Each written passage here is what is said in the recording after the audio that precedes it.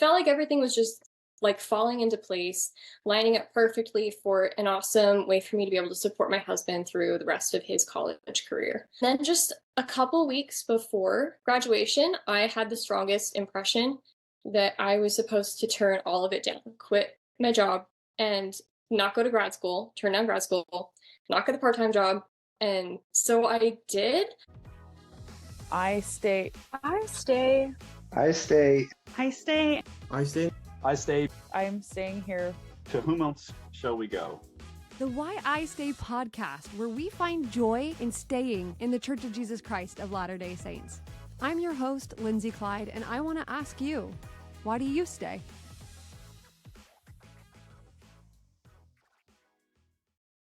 Hello, you guys. Welcome back to the Why I Stay podcast.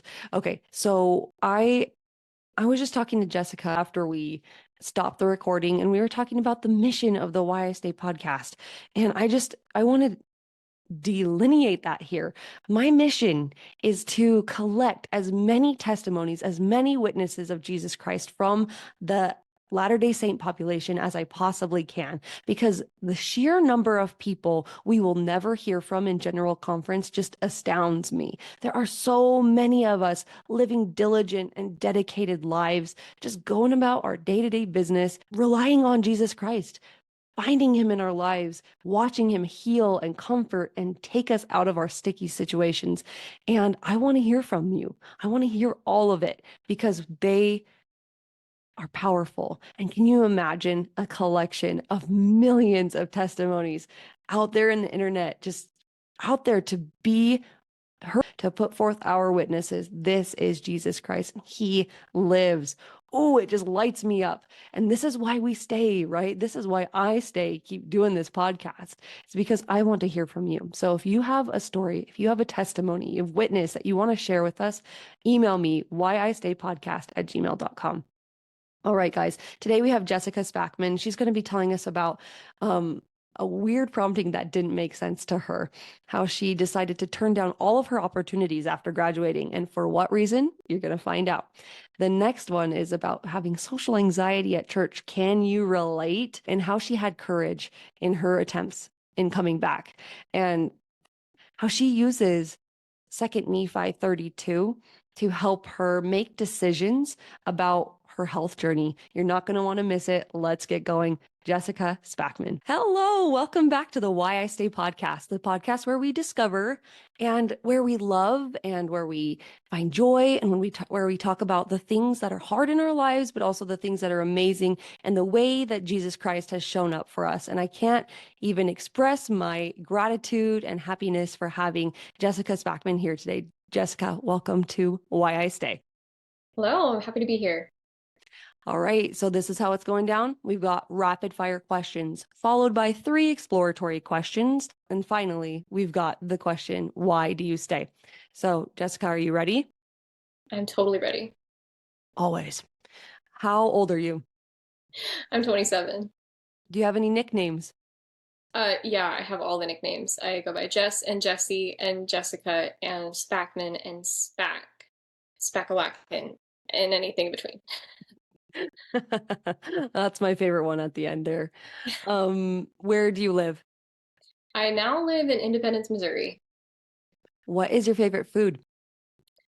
Food is a touchy subject right now, but most recent, I'll just say what I've been eating the most lately is my homemade egg potato salad, which is a weird answer for me, but it's working. So that's my favorite food right now. What is your current hobby? Current hobby is trying to read the books I already own and failing at it. I was just going through our bookshelf and I thought, like, are you ever going to read this book, Steve? And he's like, yeah, I want to read it. And I'm like, but you keep finding new books on your phone that you want to read more than this one, or else you would have already read it. That is a very noble pursuit. Very heart's in the right place. What is your most favorite calling you've ever held? In theory, I really like being primary pianist, but I think my most favorite was young women's. Nobody's testing you on that. No one's gonna. The bishop's like, okay. What is a controversial opinion that you hold? Like, everybody loves Crocs, but you hate them. I have a lot of these, but I'll go on the softer side today. and say that I don't really like soda. All right. Has it always been that way, or is that a recent development? Actually, this is a natural thing for me. I just don't really love soda. I could probably take a root beer a couple times a year, but that's about it. Really I want mean, it. and I think, don't they call it pop out there in Missouri? I'm not sure. My friend from Nebraska calls it pop, but I don't know. I haven't lived here long enough to confirm that is certainly true. And I also don't really talk about soda because I don't ask for it. So but get back to me because now I'm curious about what they do out there. let you know if I find it. Yeah, thanks. What is your biggest dream? My biggest dream is to just, I'm living it. I love it. I love being a mom and I love having my wonderful husband and being supported through the Lord in my church. And I know that sounds really cheesy, but I feel like I'm living it and I love it. Not cheesy, was beautiful. What is something about you that is the same now as it was when you were in high school? I still love to sing.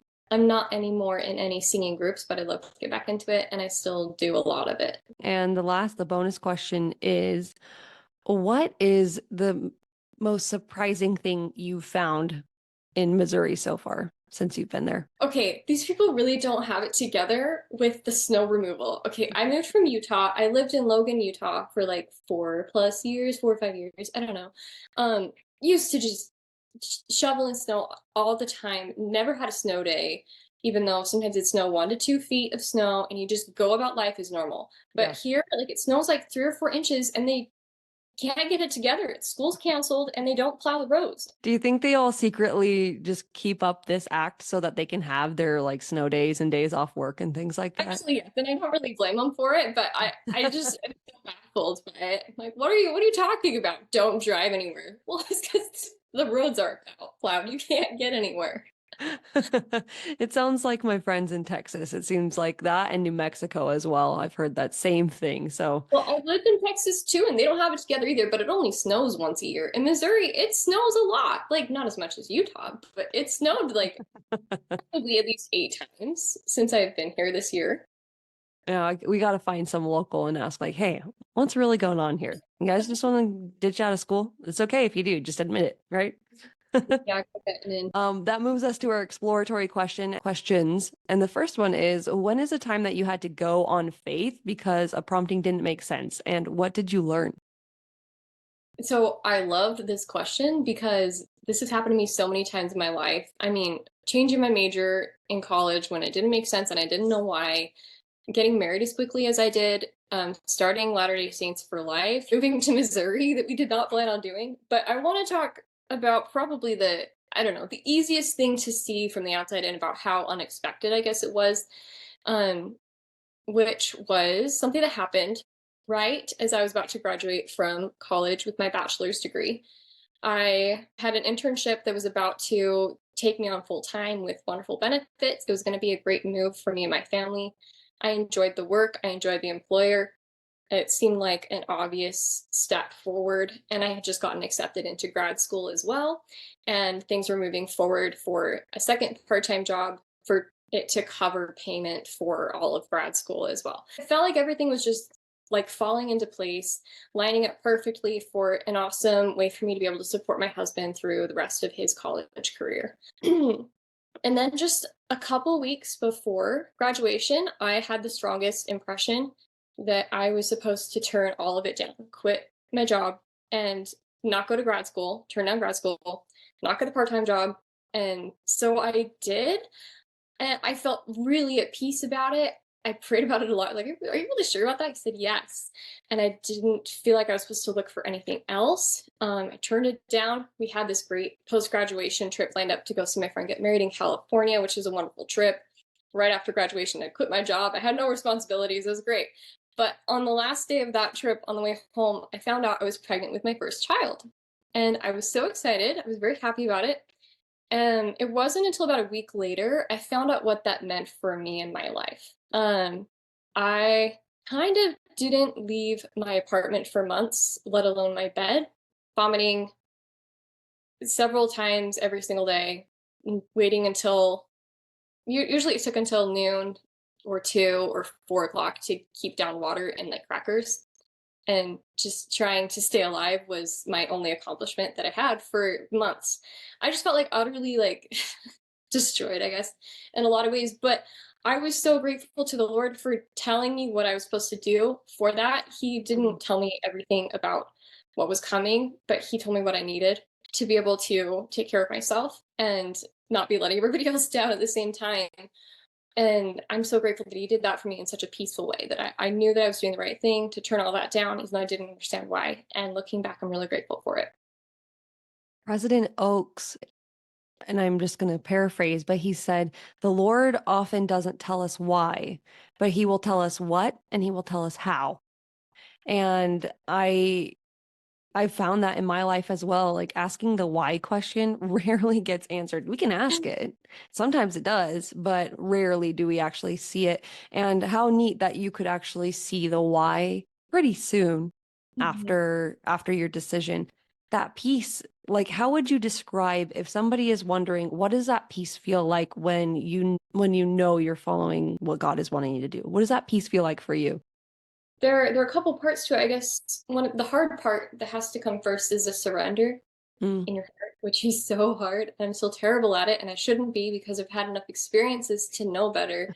You have to put aside the pride and the feeling that I'm in control and I know what's best for me. I know what's gonna work, Mm. and being able to put that aside and put your trust in somebody who has a better vision, higher vision than you have.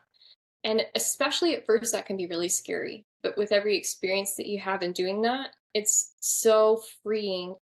And then, the times when you pray to Heavenly Father to know if this is the right path or not. And if he gives you the green light, then you know that everything's gonna be at least okay. Maybe not everything's gonna go the way you want it to, but it's just so freeing and it's easier to leave behind fear. And I say this from as a person who has a lot of anxiety a lot of the time naturally. But I don't know how I would survive without that knowledge that I have someone else to trust in, who can see around corners. Yeah, I love that. That's beautiful. Thank you.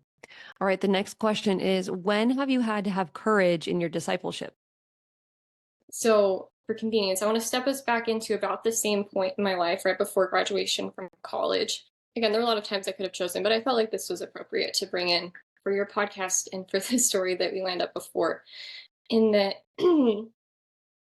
I guess for a long time, especially since my mission, I'd had quite a bit of anxiety, especially socially triggered anxiety. And that was, I guess, really new for me as it kept getting more difficult, how hard things were getting, and I didn't know how to handle it well. And church meetings, especially, really difficult in a ward where I didn't feel like I knew a lot of people, didn't feel like I fit in. I was grateful I could go to church with my husband, and when I was sitting by him, I could usually be fine. But there was a long time when I especially couldn't go to Relief Society, or I try to go and I'd have to leave early. That happened pretty often and it wasn't getting better. And then I got pregnant, right? In this majorly physically debilitating thing in morning church, just throwing up all the time. I wasn't leaving my house. So I missed almost every church meeting and activity for several months. It wasn't until I was probably about 6 months pregnant that I felt well enough to say, I'm going to try to go to Relief Society today. So I went in and I know it sounds a little dramatic to say, but it felt a little bit like going back into the battlefield to face an enemy that I'd already fought and like just escaped with my life from. And I was feeling pretty proud of myself, but still terrified. And I came and sat down in a chair and waited for all the ladies to sit down around me. And this one sister sat down next to me. And I recognized her as a girl who lived in my apartment building. And we had met previously at a mutual friend's house like many months before, well before I was pregnant. But we'd like communicated in the Facebook group, the work Facebook group comments and stuff. So I was like, okay, I know you. Hopefully you're not going to be like too overbearing, but I can maybe like handle a little like conversation. That'll be okay. As long as she's not too overbearing, but she was really like all energy. She said, "Hi, are you new?" And I was like, "Oh, cool. This is awkward. Great. I wish I hadn't come now." But I tried. It wasn't great. I kind of tried to end the conversation, but in a nice way. And I said, "No, I'm not new. I've lived here for over a year, but I just haven't been to Relief Society since January." And I could just see her freeze. And I don't know exactly what was going on in her head, but I'm pretty sure it was something like, "This is an inactive member who's come back to church, and this is my one shot to make sure she has a good experience and doesn't turn her back on God for her whole life. And this is my chance to make like be an important role in her eternal salvation, right? So she like looked me in the eye and gave me this look that was supposed to be really kind, made me feel a little bit like a run over puppy. And she's like, "Well, we are so happy you're here." And I was like, "We? Who's we? What are you talking about?" It didn't feel personal. It didn't feel sincere. She didn't remember me, and I didn't really know what to say. But the conversation was over and class was starting. I survived. And then she didn't talk to me the rest of the class. And I don't think anybody else talked to me that whole day. That was my only interaction back at church. And so I like walked home with my husband so confused and like baffled, I guess, because I realized two things. Number one, I had kind of become I'd taken on the label of an inactive member of the church. And I didn't feel like I was though, because I was requesting the sacrament to be brought to my home. I was reading scriptures, even though my mind was like super foggy and fuzzy, but I was trying. I was reading scriptures every day. My husband and I did family home evening, and I felt like I was connected with God. But from the outside in, other people probably just saw me as someone who was giving up on church or was perfectly happy to send my husband to go off, or maybe they just didn't remember me. Whatever it was, I knew at least for somebody I had taken on that label.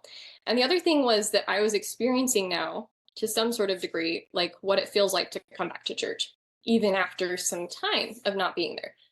And I know it's different than a lot of people's experience in coming back to church and like truly leaving the faith or truly leaving the church deliberately.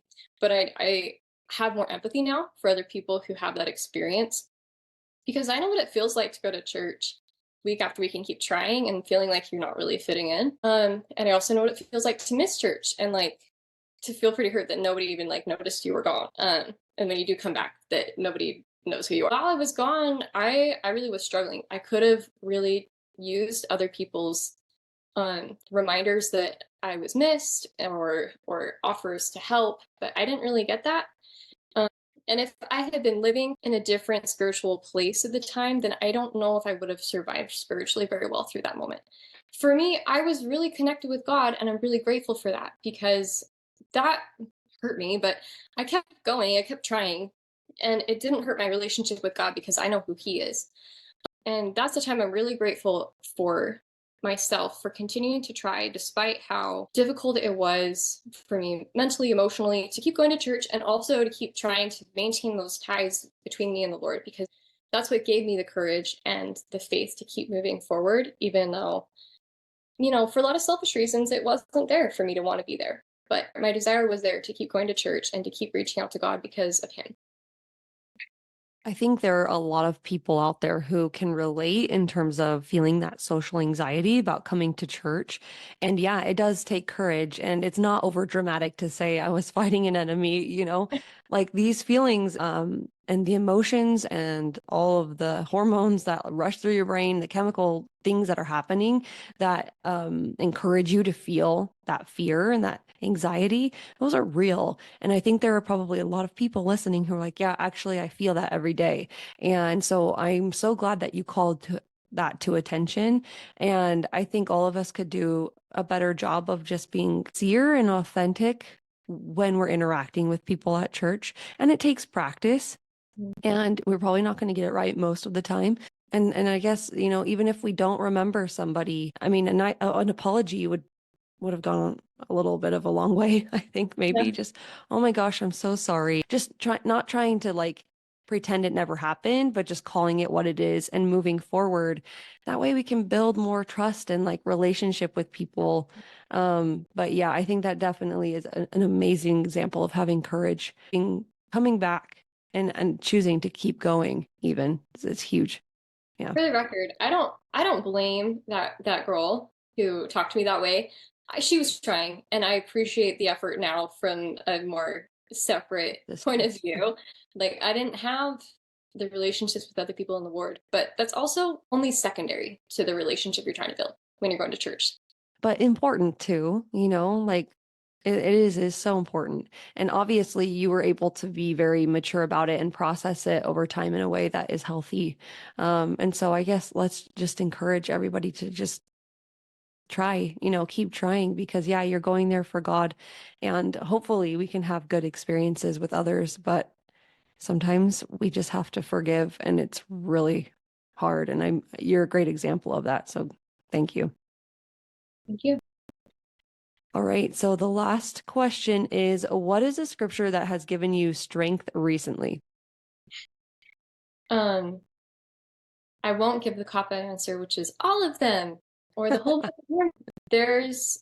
I want to call attention to 2nd Nephi 32. I don't bring it up because it happens to coincidentally be in this week's Come Follow Me Follow read. me. Yeah.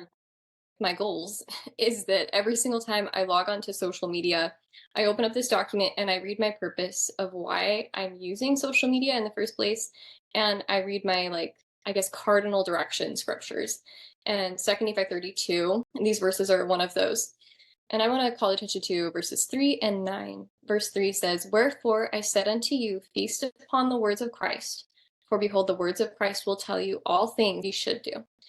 Verse 9 says, "But behold, I say unto you that ye must pray always and not faint, that ye must not perform anything unto the Lord, save in the first place ye shall pray unto the Father in the name of Christ, that he will consecrate thy performance unto thee, that thy performance may be for the welfare of thy soul." There's a lot I could talk about how these scriptures have directed my life in a lot of ways, but I want to bring the most recent thing for me. For a long time, for a lot of years, I've been experiencing this culmination of hormonal, skin, and gut symptoms that have been very not good and not getting better, despite trying to improve my overall health and going to different doctors, trying different things, different tests, different methods of solving the issue.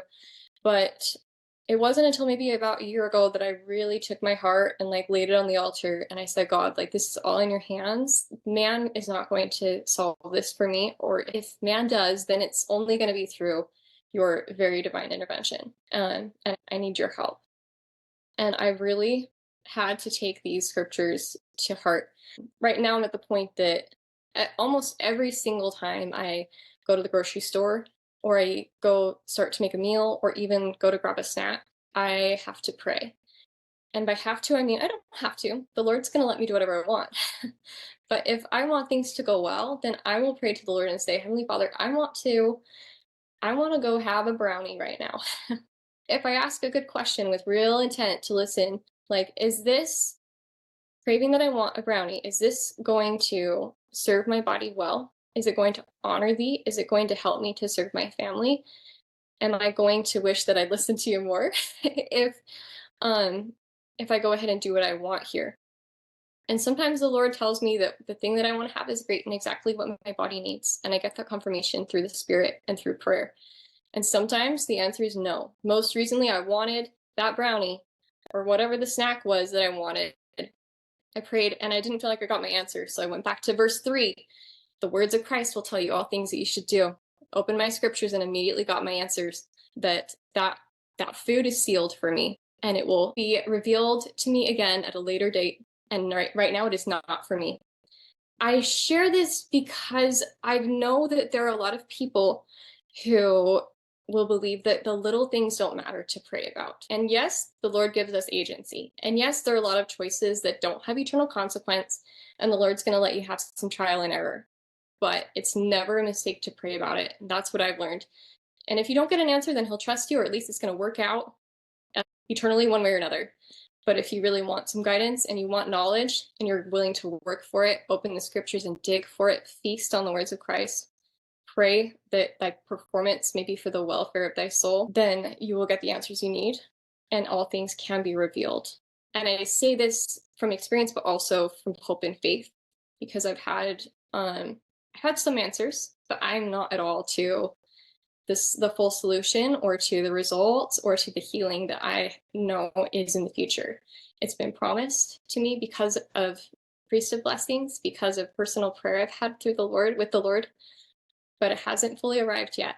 But I have faith and hope that it will. That's incredible. And I think actually this too, the social anxiety and the eating thing, I think we're all like, or as a society, coming to trying to figure out like what is going on. Like obviously there's something wrong and people are suffering because of it. So I'm sure there are a lot of people listening who would like to receive that knowledge, that have the Lord tell them, actually for your body at this time, this is not what you need. And so I'm glad that you brought that up, because I also have a testimony of these things, that he does love to answer us. He loves to give us knowledge. And when we really truly are seeking for the correct purposes, he comes through. And I don't want those experiences where we say, okay, I need to find my keys. Let's pray. I don't want those to become trite, because they're the tender mercies. They're the good gifts that he loves to give us. Even if we're going through a harder trial over, an overarching trial that we're dealing with, in the meantime, he loves to give us little beautiful gifts, and they're not so little, especially when they add up. So thank you for testifying of that. Yeah, exactly. I agree. And I invite everybody to undertake the challenge of praying about as many little things as you can with true and honest intent. And I'm sorry I don't have more answers to share with anyone else who's going through these struggles besides going to the Lord and doing the work. All right, Jessica, this has been an amazing interview so far, and we're at the very end now. Are you ready for the final question? For Rizzle. When was the last time I heard that? I love it. All right, Jessica, why do you stay in the Church of Jesus Christ of Latter-day Saints? Because I'm desperate. Because I need God. I need Jesus Christ and his healing power for my body and for my spirit. I can't do it alone, and I'll try for even an hour and it doesn't go well. I know that there's so much more happiness in him, and he's given me so much, and I want to love him back. I want to be there for him. And because I have a testimony that the Church of Jesus Christ of Latter-day Saints is his true church on the earth, that he's leading it, and that it is through it that I have received some of the biggest blessings from him, and repeated testimonies of its truth and of the, not Spanish, the veracity of his covenants, of his temple, and of the vision of what it means to become Zion, become the people who's preparing for him to come again. And I want to be ready for it. Jessica, thank you for your testimony and your witness. We have been blessed today. I'm so grateful to have you here. Thank you so much. Thanks for what you're doing, Lindsay.